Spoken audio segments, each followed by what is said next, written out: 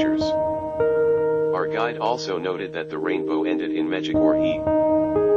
Bus was probably moving about 30 miles per hour. Photos not taken perpendicular to bus but at an angle towards the front. All photos taken within 1 minute.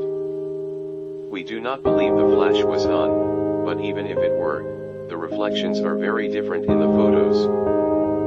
It is possible that some others in the bus were also taking pictures and that their flashes were on, but first we do not believe this was the case, and two, if it were, it would be quite incredible to capture their flashes in all 4 of our pictures, and for them to look like they do.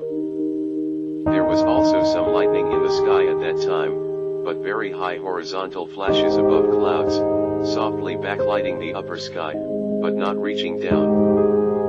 Note that I was riding shotgun in the front of the bus, actually, more like a large minivan, while my wife, who took the pictures, was located about 4 rows behind me, halfway along the bus. You'll notice some streaking of rain on the windows. You'll also notice the reflections of the windows on the other side of the bus, especially in photo 73. We did not see these white patches at the time, we were photographing the double rainbow. It was not until about 4 days later that we noticed these flashes on our camera disc. Our camera was about 10 years old. It was not a very expensive brand, a Traveler DC99009 megapixel, I think we got it at Aldi's. We had the settings to max pixels. You'll also recall seeing photos taken both before and after these, on the same disc by the same camera, that do not have these flashes of white. In hindsight I also recall that around that time, the air seemed still, like when there is a storm out, the air sometimes seems to ionize during a storm, and 2, I distinctly recall seeing 3 flashes of light and thinking whoever was taking pictures of the rainbows is only going to get reflection off the glass. With respect to this last item, note that I saw 3, not 4 or more, flashes, and I saw them very quickly, in succession, about 1/4 of a second apart.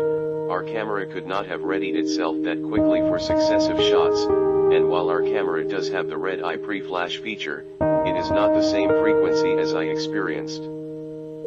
Of course some other cameras could have done that, but what I experienced seemed to fill the bus, and again, I was sitting at the very front, beside the driver, looking ahead, so sensing any flash from behind me would give me a sense of the direction from where it came, but the flashes I sensed seemed to be all around me, maybe reflected off of glass inside the bus, or maybe it came from outside the bus. I welcome any explanations for these pictures." End quote. After doing a little research to see if I could find similar images, I was able to find a few.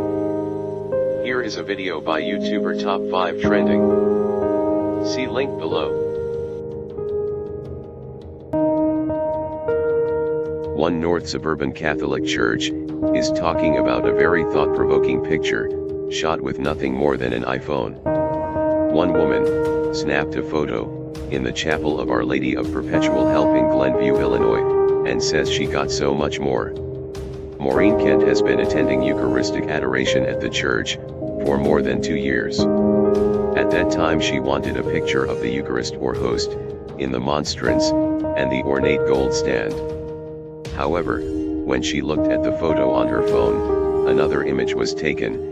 It showed a bright light, which she claimed to be an image larger than a human, and appearing to hover next to the host on the altar. Catholics believe the host is the body of Christ, and some claimed it was the image of the Lady of Perpetual Help. So I took my iPhone out, no flash, I was not trying to be disrespectful or create any issue, and I snapped a simple picture.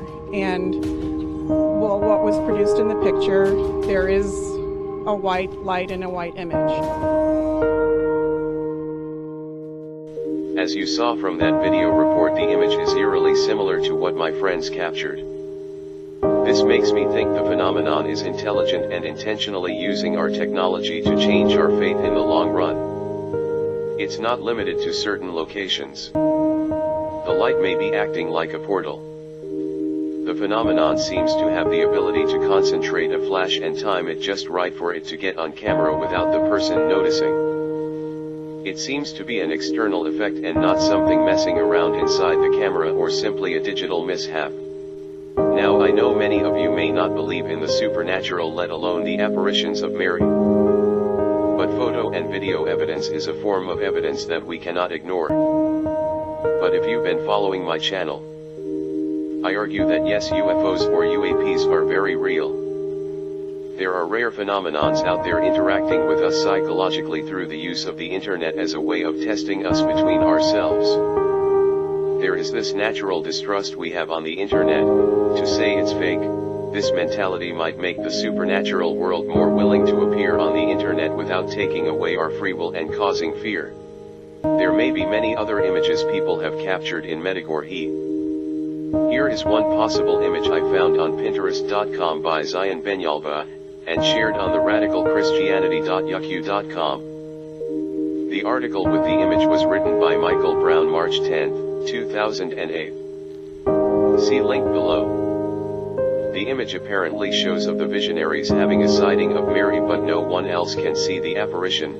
It was not until later someone noticed they had captured what appeared to be the silhouette light of Mary. It is not known if anyone else in the crowd caught the apparition on their cameras. But it seems likely. It's as if Mary is choosing a handful of people to have this sighting documented on their cameras, but still leaving it up to faith. And here is another apparition photo from Mendugjore. The image seems too good to be true. But it only takes one of these images to increase the probability of the others being authentic. In the article there is one sentence that makes me think there is a connection between UFOs and the supernatural.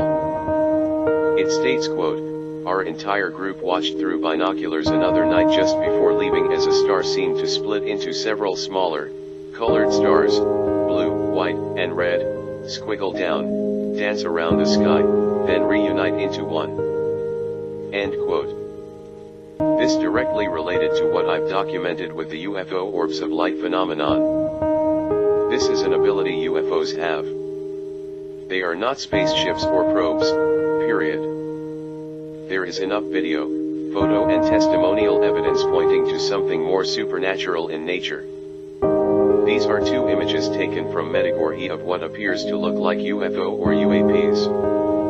There is more to Mendugjore, such as the black dots people see when videoing the sun, which is referred to as the miracle of the sun. I encourage you to watch the documentaries in the links below to learn more about the apparitions of Mary phenomenon. Ultimately we have to judge it by its fruit. Let us know if you've had an unexplained paranormal event.